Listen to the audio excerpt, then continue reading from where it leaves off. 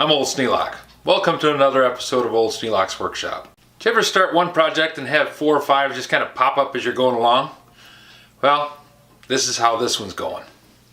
A while back, Mitch Peacock had a challenge on his channel and he wanted to have everybody make a tool. Okay, so I made a tool. What I did is I made just a flattening plate, and I used a piece of glass and set it in a wooden frame so that I could put a self-adhesive sandpaper on it and use it to flatten parts. I've flattened bases on planes and flattened chisels and plane blades, and today I used it on a spoke shave. Very nice thing to have. When you go to change the paper, you want to take the glass out and clean the glass off just to make sure that you got it nice and clean. I also had the thought that I want to put coarse sandpaper on one side and then put wet and dry sandpaper on the other side so I could have silicon carbide really fine grits. So I wanted to take the glass out. Well, when I made the frame so that the glass sits in there and it sits really snug. Good. I don't want it falling out, obviously.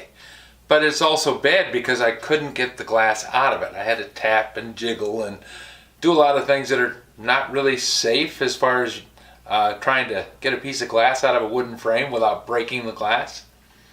So I came up with an idea. People who make dies for injection molding machines and lots of other things too make ejection pins. And the ejection pin is just a simple pin that comes through the back of the die, and when you've made the part and you separate the 2 pieces of the die to get the part out, that ejection pin pushes the part out of the die. Saves you having to try and pry it out. I thought, well, I'll just put an ejection pin in this wooden plate and then I'll be able to just pop out the glass. My thought was to take a roofing nail and put it into the corner. But I have to have it so that it's movable,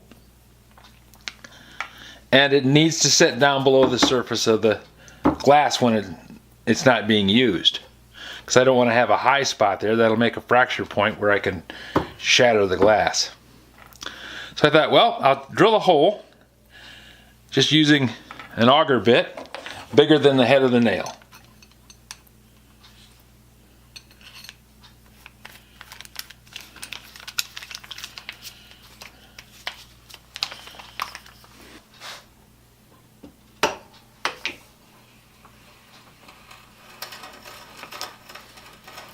And I just have to have it deep enough so that the head of the nail will sit down below the surface.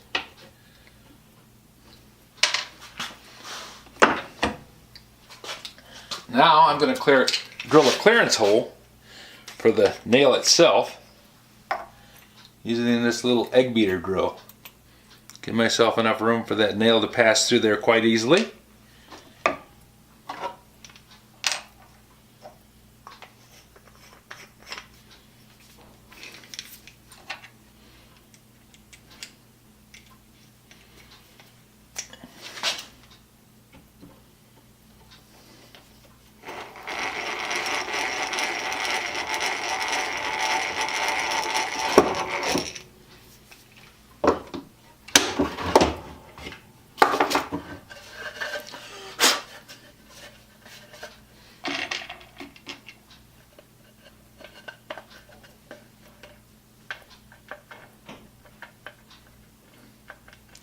Now I can push that nail up and down real easy.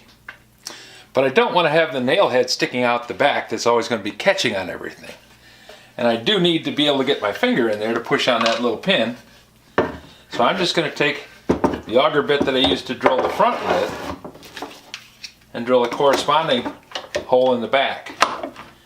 And I can do that because I've used a pilot drill to set a hole through the board. And now I have an alignment hole going through there so that I can just deepen this side of it a little bit. Doesn't take much.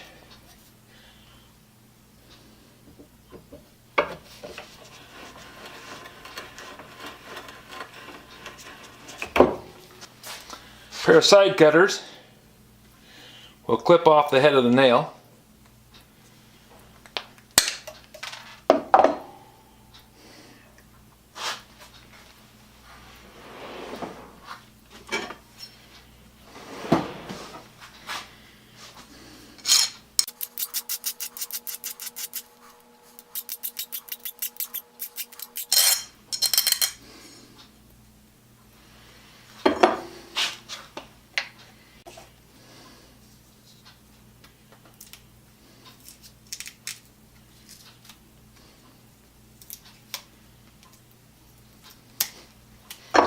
I'm going to put a bit of tape on the head of the nail.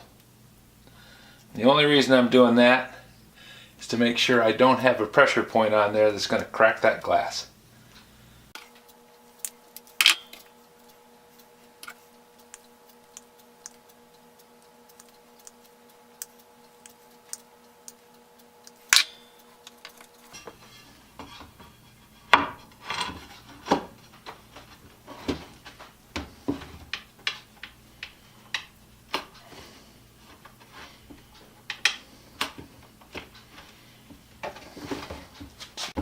So to get the glass out, all I have to do is take my finger, push up on the nail,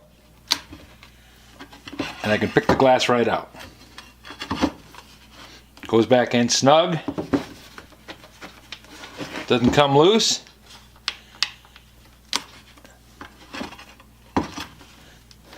Works pretty good. If you have any suggestions for a new video, questions about today's video or any of the other videos on the channel, just drop a note in the comments below. You know I read them all. Thanks for watching.